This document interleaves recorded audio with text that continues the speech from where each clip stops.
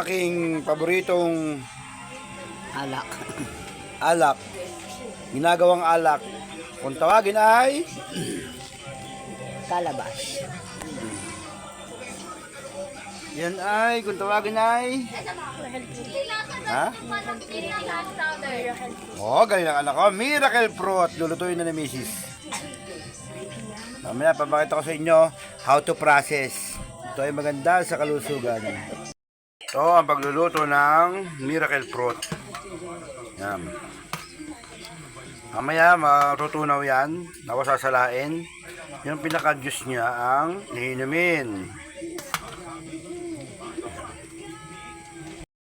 Ito na, finished product. Juice na. Iinumin na natin ang Miracle Fruit mamaya paglamig. Maraming benepisyo na mabuti sa katawan. Ito na siya. Kulay black pero lasa siyang red wine. Yan, kaya kung kayo may Miracle Fruit, lutuin nyo lang. Ganyan. Maganda sa katawan, ng benepisyo.